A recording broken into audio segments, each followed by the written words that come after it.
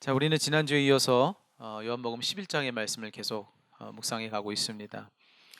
지난주에는 그런 내용의 이야기를 나눴습니다. 지난주의 내용을 아마 기억들을 하고 계실 거예요. 어떤 내용이었냐면 나사로가 병에 걸렸잖아요. 큰 병, 죽을 병에 걸렸습니다. 그래서 그의 누이들 마르다와 마리아가 예수님께 사람을 보냅니다. 그래서 우리 있는 베다니로 어서 오셔서 우리 오라비를 좀 고쳐달라고 그렇게 청을 하는 것이죠. 하지만 결과는 어떻게 됐죠? 안타깝게도 너무나도 안타깝게도 그는 예수님이 도착하시기 전에 그만 세상을 떠나고 맙니다.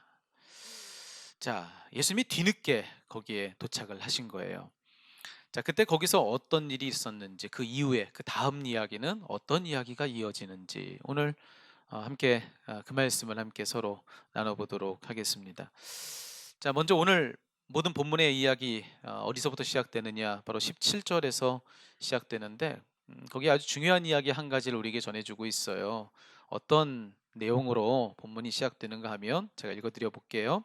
예수께서 와서 보시니 나사로가 무덤에 있은지 이미 나으리라, 이렇게 되어 있습니다.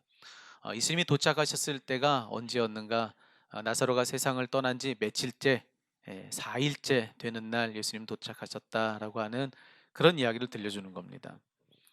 자, 그런데 예수님이 도착하신 그날, 거기 베다니에 오신 날이 나사로가 죽은 지 나흘째가 되는 날이다라고 하는 이 사실이 중요한 까닭이 있어요. 그래서 이 말을 해주는 거거든요. 죽은 이들을 두고 유대인들이 가졌던 생각들이 있었어요. 그들이 가지고 있는 상식, 어떤 상식을 가지고 있었느냐, 그걸 우리가 여기서 이야기해야 하는데, 에드윈 호스킨스라고 하는 사람이 있습니다. 이 사람이 신학자, 그러니까 성서학자인데 특별히 요한복음에 대해서 책을 썼습니다. The False Gospel이라고 하는 책을 이 사람이 썼는데, 이 사람이 쓴 이 책에 보니까 어떤 내용이냐면 고대 페르시아의 죽음에 대해서 사람들이 가지고 있었던 상식에 대한 이야기를 들려줘요. 사람들이 이런 생각을 했다는 거예요. 누군가 죽으면 죽은 지 넷째 날, 나흘째 된 날 아침에 영혼이 마침내 육신을 버리고 다시는 돌아오지 못할 그런 강을 넘어간다. 생사를 가르는 그런 다리를 넘어간다. 이제 사람들, 고대 페르시아의 사람들은 그런 생각을 가지고 있었다는 거예요. 자, 그런데 유대인들 사이에서도 이런 생각은 널리 퍼져 있었다. 그는 그렇게 언급을 합니다. 그러면서 그는 고대 동방의 일반적인 장례 풍습에 대해서 또한 언급을 해주는데, 누군가 죽으면 첫 3일 동안은 열렬히 애도해야 된다는 거예요. 그런데 넷째 날, 완전히 영혼이 육체를 떠났다고 사람들이 생각하던 이 넷째 날이 되면 애도를 멈춰야 될 때가 온 것이다. 왜냐하면 그때는 이제 아무리 울어도 소용없는 때이기 때문에, 다 끝나버린 때이기 때문에, 이제 그렇게 그는 그 책에서 그런 이야기를 전해주고 있습니다. 자, 예수님이 도착하신 그때가 바로 그런 때였다는 거예요. 넷째 날, 이제 다 끝나버린 것입니다. 망자가 이제 완전히 죽음의 강을 넘어가 버린 날, 그리고 애도하는 것마저도 넘쳐야 되는 그런 때. 그래서는 더 이상 남은 소망이 아무것도 없는 그런 때. 여러분, 그렇다면 이렇게도 말할 수 있을까요? 이제는 아무리 예수님이라고 해도 어쩔 수가 없는 때, 그런 때에 지금 예수님은 그 넷째 날 거기 베다니에 도착하셨다라고 하는 겁니다. 그래서였을까요? 나사로의 두 자매 마르다와 마리아가 예수님이 그 베다니에 도착하셨을 때 그 소식을 듣고 예수님께 막 달려옵니다. 그리고 나서 예수님께 이제 원망 섞인 그런 이야기를 막 토로하는 그런 장면이 나오는데, 그 둘이 똑같이 그렇게 이야기를 해요. 먼저 마르다가 먼저 막 달려 나옵니다. 성격을 보면 마르다는 언제나 적극적이에요. 외향적인 성격을 가지고 있었던 것 같아요. 그래서 막 먼저 달려 나와서 예수님께 이런 얘기를 합니다. 21절 제가 읽어드릴게요. 마르다가 예수께 여짜오되 주께서 여기 계셨더라면 내 오라비가 죽지 아니하였겠나이다. 자, 그렇게 얘기합니다. 자, 그리고 그의 뒤를 이어서 이제 조금은 소극적인 소심한 마리아가 또 예수님께 와서 이야기를 하는 거예요. 그런데 둘이 마치 짠 것처럼 똑같은 말을 합니다. 뭐 하나 다름이 없는 똑같은 말로 예수님께 원망하는 말을 막 쏟아내는 거예요. 뭐라고 얘기했느냐? 32절에 보니까 마리아도 이렇게 합니다. 마리아가 예수 계신 곳에 가서 배웠고 그 발 아래 엎드려 이르되 주께서 여기 계셨더라면 내 오라버니가 죽지 아니하였겠나이다. 자, 똑같이 그들은 예수님께 이 원망을 막 쏟아내요.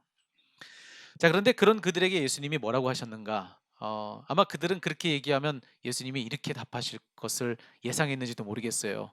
미안하다. 내가 좀 더 빨리 왔어야 되는데. 미안하다, 미안하다. 힘내. 어쩔 수 없죠. 어떡하겠니?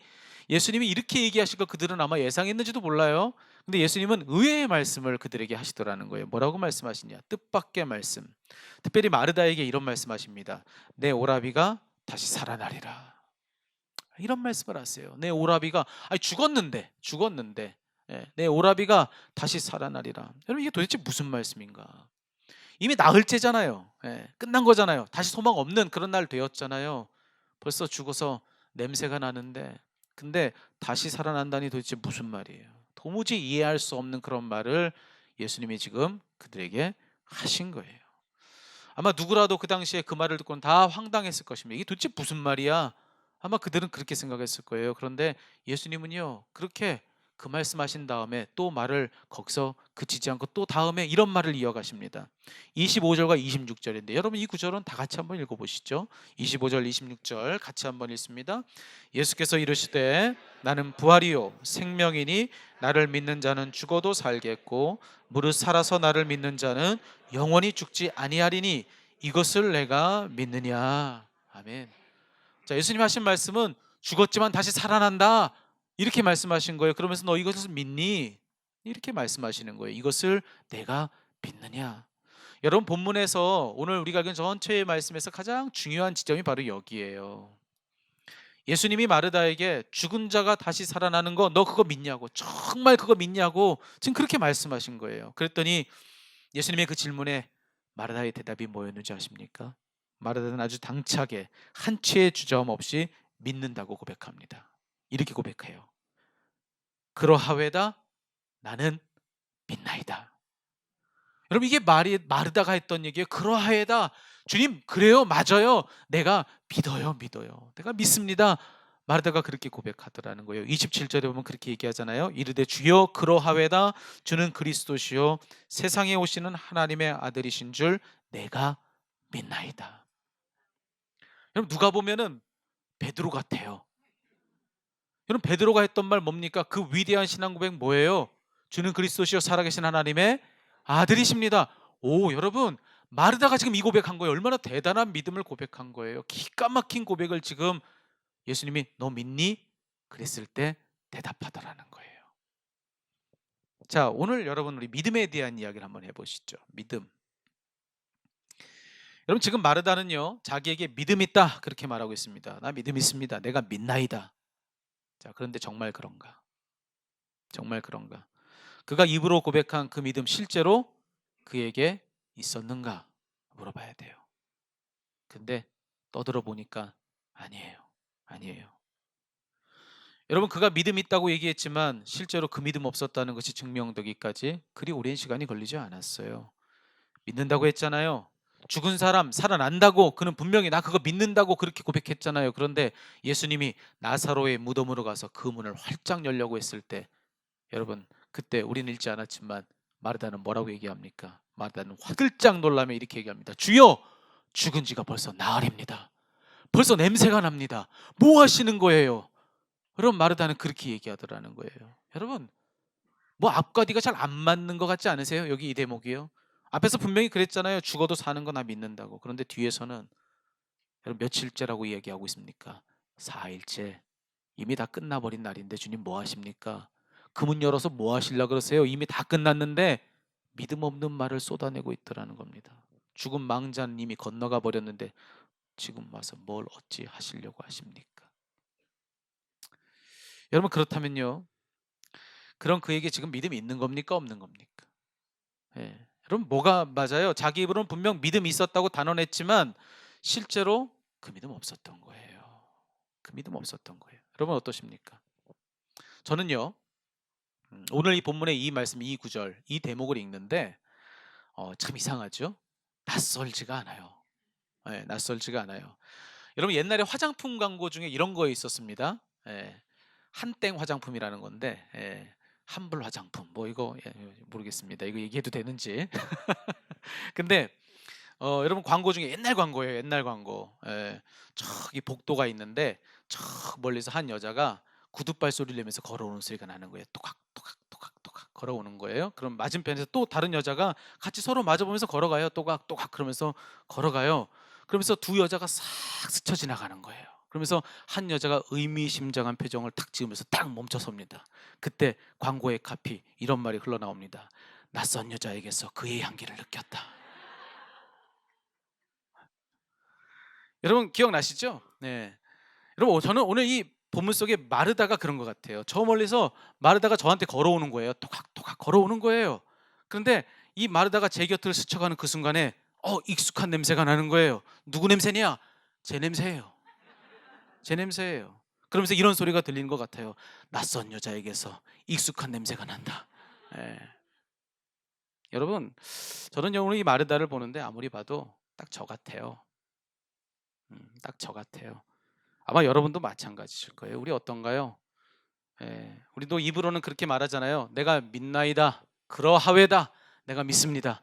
우리도 그렇게 자신 있게 얘기하고 살지 있지 않습니까? 그런데 정작 우리가 입으로 고백한 그 믿음이 실제로 발휘되어야 하는 그 결정적 순간을 만나게 되면 우리는 어떤가?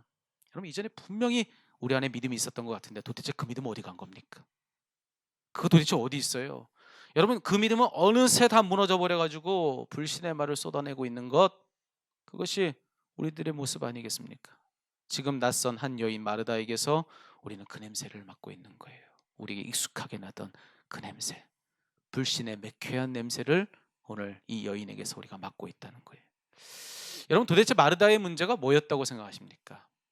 마르다의 문제는 도대체 뭔가? 저는요 그녀가 나는 믿는다 이렇게 얘기했을 때, 주님 내가 믿습니다 라고 말했을 때 그 말이 거짓말이었다고 생각하지 않습니다. 거짓말 아니에요. 그 순간에 분명 그녀는 믿었을 거예요. 다만 이것이 그녀의 문제였던 거예요. 그녀는 자기가 믿음이 있는 줄로 알았지만 정확히 말하면 뭐냐? 믿음이 있었던 것이 아니라 믿음이 있다고 믿은 거예요. 네. 믿음이 있었던 것이 아니라 믿음이 있다고 믿은 거예요. 그런 믿음이 있었을 뿐이에요. 더 정확히 말하면 오늘 말씀해 보니까 이렇게도 말할 수 있어요. 그녀에게 믿음이 있었던 게 아니에요. 뭐가 있었느냐? 아는 것이 있었을 뿐이다. 아는 것이 있었을 뿐이다. 예수님께서 그녀를 찾아와서 죽은 나사로가 살 것이라고 너 그거 믿느냐고 말씀하셨을 때 시종일관 마르다의 대답이 뭐였는 줄 아세요? 마르다는 계속해서 두 번을 거듭해서 나는 압니다, 나는 압니다, 나는 안다고 그렇게 얘기하고 있는 구절을 우리가 여기서 읽어낼 수가 있어요. 먼저 22절을 보세요. 그녀는 이렇게 말합니다.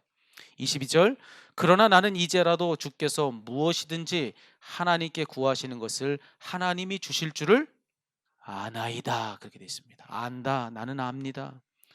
여러분 그가 지금 하고 있는 말은 누가 봐도 믿음의 말 아니에요? 예, 대단한 믿음이잖아요. 이제라도, 지금이라도. 여러분 지금이 어떤 때입니까? 죽음이 다 확정된 때예요. 다 끝나버린 때예요. 그런데 그런 지금이라도 주님이 뭐든지 하시고자 하시면 되는 줄로 나는 믿습니다.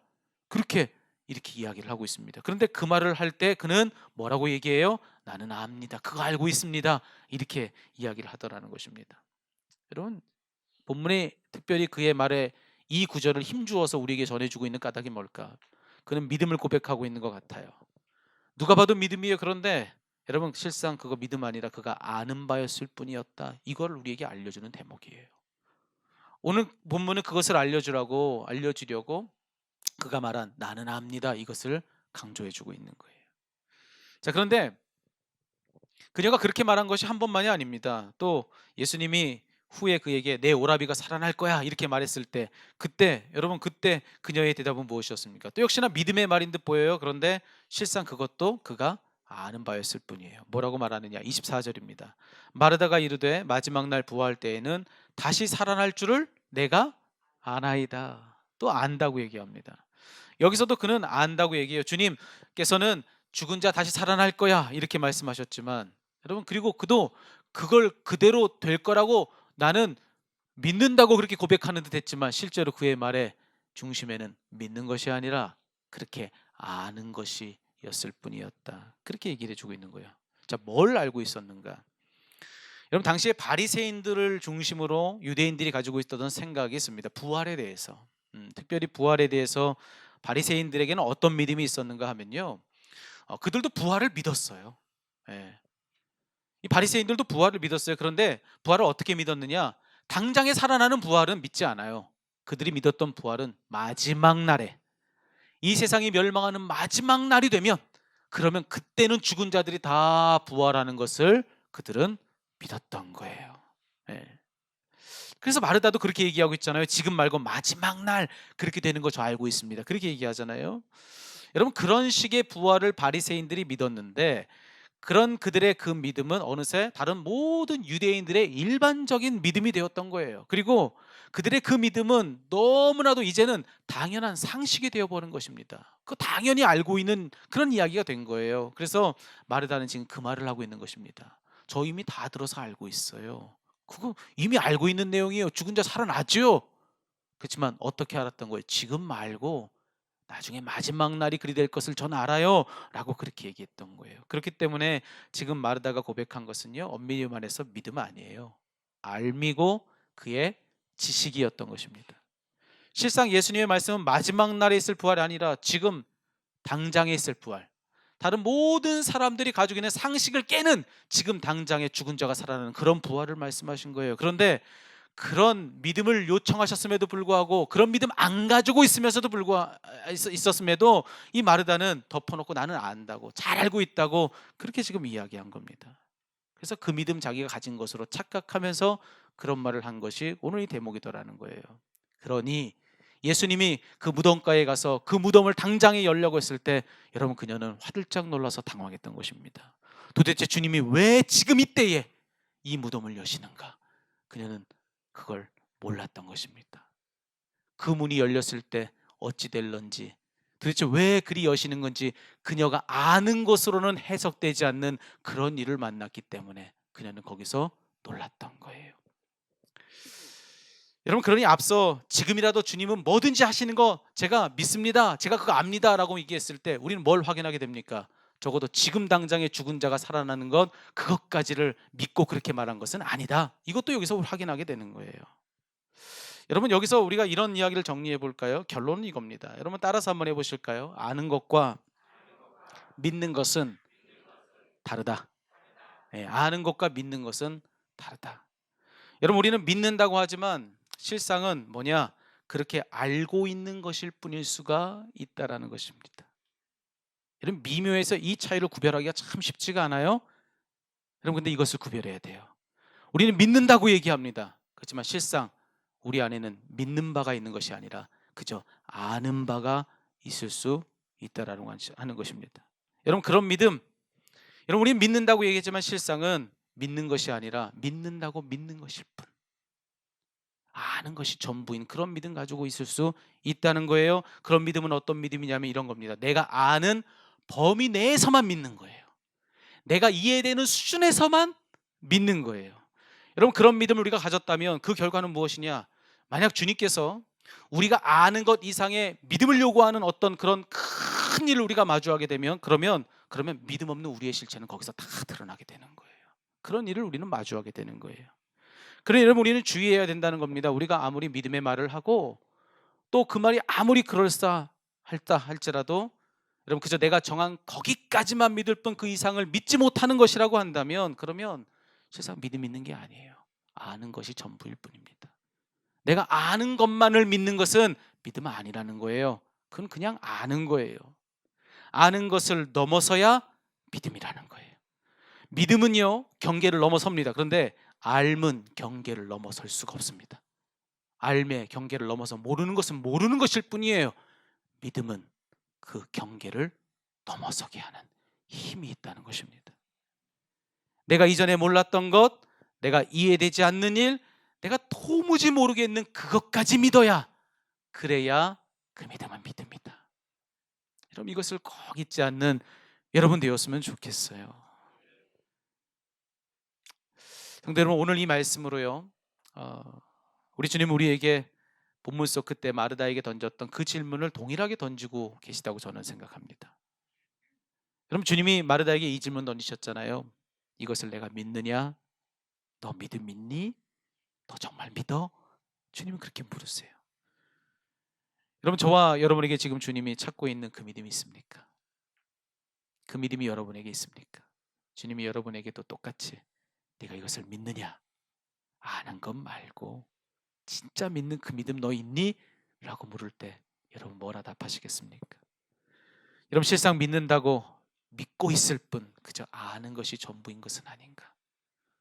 여러분 좀처럼 모르겠는 그 일을 두고도 또 도무지 이해가 안 되는 그 뜻을 두고도 믿어야 주님은 주님이시니까 그러니까 그 주님을 믿고 이해 안 돼도 주님의 말씀이 그렇다 하셨으니까 내가 받아들일 수 없어도 주님 말씀이니까 그냥 그렇게 믿고 그렇게 주님을 올곧게 신뢰하는 그 믿음이 과연 내게 있는가? 여러분 바라기는 저와 여러분 우리 모두가 그런 믿음의 사람이기를 주님의 이름으로 축복합니다. 아는 것을 넘어 참으로 믿는 거기까지 가서 주님을 있는 그대로 신뢰하는 그런 믿음의 사람들로서는 우리 세상의 미디렉교회 모든 성도들 되시기를 축원합니다. 여러분 이제 우리는 오늘 평생을 두고 잊지 못할 여기 YMCA 강당에서의 이제 마지막 예배를 드리고 있습니다. 이제 오늘이 마지막 예배입니다. 주일 예배로서는 이제 다음 주면 정말 하나님께서 우리에게 기적처럼 허락하신 그런 새 예배당에 가서 새 정전에 가서 이제 예배를 드리게 됩니다. 근데 여러분 저는 처음에 그 예배당을 계약했던 그날을 잊을 수가 없어요. 예. 대전 시내 전역을 다 돌아다녀 봤거든요. 예. 어디 빌렸을 강당이 없는가 고등학교 강당도 한번 가보고 그리고 대학교 강당도 살펴보고 대전 시내 곳곳을 다니면서 혹시 우리가 쓸 곳 있는지 그렇게 한 곳 두 곳 그렇게 찾아봤는데요. 마땅한 장소를 찾을 수가 없었어요. 근데 문제는 지금의 이 강당이 차고 넘치는 거예요. 처음에는 의자가 없어가지고 의자를 더 갖다 놨어요. 그런데 이제는 의자 놓을 곳이 없어가지고 더 이상은 이곳에서 어찌할 수 없는 그런 한 주 한 주가 계속되고 있고 그런데도 우리가 옮겨갈 새로운 초소는 찾아지지 않고 이제 이대로 가서 여름을 맞으면 여기서는 더 이상 예배드리기가 참 어려울 텐데 그전에는 분명히 어떤 답이 좀 나와야 되는데 어떡하나 여러분 한 주 한 주가 제게는 너무나 큰 부담이었습니다. 그러던 중에 정말로 예비하시는 하나님의 은혜로 지금의 초소를 찾게 됐어요. 정말 주차장까지 가진 넉넉한 공간을 하나님께서 정말 코앞에 숨겨 놓으셨더라고요. 왜 그렇게 멀리 가서 찾았는지 모르겠어요. 가까운데 하나님이 이렇게 마련해 두셔서 그것을 찾고 또 우리 장로님들과 함께 가서 거기 가서 계약까지 했는데 근데 여러분 참 이상하죠. 이상해요. 그 계약서를 이제 손에 들고서 집으로 돌아가는데요. 참 이상해요. 분명 그 전까지 제 마음에 믿음이 가득했거든요. 마음에 믿음이 충만했습니다. 기뻤어요. 그런데 참 이상합니다. 떡하니 그 큰 돈의 계약금을 이제 주고서 계약을 딱 하고 나서 그때부터는 이제 계산이 되기 시작하더라고요. 계산이 돼요. 계약까지는 어떻게든 했는데 이제 인테리어 공사는 도대체 어떡하나. 이제 그 안에 들어갈 집기가 한둘이 아닌데 그거 도대체 어디서 어떻게 마련을 해야 되나. 그럼 참 부끄럽지만요. 집에 돌아와가지고 토요일 날이었는데 다음날 주일 설교 준비를 해야 되는데 설교 준비는 손에 잡히지 않고 계산기만 가지고 두들기고 있는 거예요. 견적을 어디서 받아본 적도 없는데 인터넷을 찾아서 에어컨 한 대에 얼마인지 책상 하나에 얼마고 가구 하나에 얼마인지 그것을 보면서 계산기를 두드려 보는데요. 그냥 어림잡아봐도 계산이 되질 않아요. 계산 밖의 일이더라고요. 계속해서 그것을 지웠다 또다시 나름대로 저 나름의 할인율을 적용해가지고 또 한 번 두들겨 보고 뭐 이래저래 밤새 그거를 하고 있는데요. 여러분 제 옆에서 제 아내가 보다 못해서 저에게 그래요. 여보 믿음을 가져. 예? 여보 믿음을 가져. 어차피 계산 밖의 일이야. 예. 여러분 모든 남편들은요 아내들을 통해서 들리는 주님의 음성을 들어야 될 줄로 믿습니다. 생각해 보니까 그러면 아내 말이 맞아요. 그 말을 듣는데 순간 제가 알았어요. 믿음 있는 줄 알았는데 나는 믿음 있는 줄로 믿었을 뿐이구나. 믿음 있는 줄로 믿었을 뿐 내가 아는 것 그 너머를 요구하는 그런 일을 딱 마주하고 나니 내 안에 오롯이 믿음 아니었다는 거 이렇게 다 드러나는구나 깨달았어요. 근데 여러분 결과가 무엇인지 아십니까? 우리 하나님의 일하심은요 저는 확신합니다. 우리 계산으로 측량이 되질 않아요. 우리 계산 밖의 일인 걸 여러분 정말로 믿으셨으면 좋겠어요. 아무것도 없는 데서부터 시작한 우리 예배 10월 20일 날 여러분 그때 첫 예배를 시작했습니다. 이제 불과 4개월이 되질 않았어요. 아까 일베 끝난 다음에 우리 4년은 된 것 같은데, 그렇게 말씀하시는 분들이 계신데 이제 4개월이 채 되질 않았어요.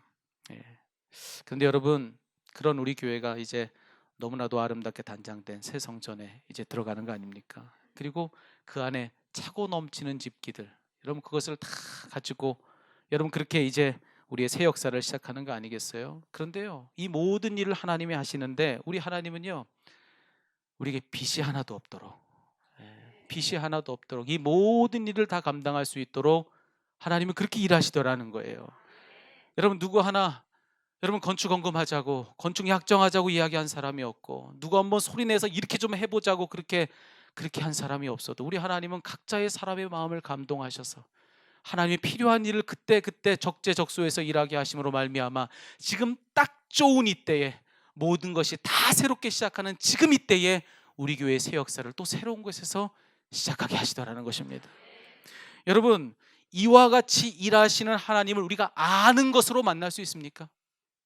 여러분, 이렇게 일하시는 그 하나님을 우리가 아는 것 가지고 만날 수 있다고 생각하세요? 우리가 아는 범주 내에 그런 하나님은 안 계세요. 인정하셔야 돼요. 우리가 아는 그 범위 내에 그런 하나님은 안 계세요. 거긴 안 계세요.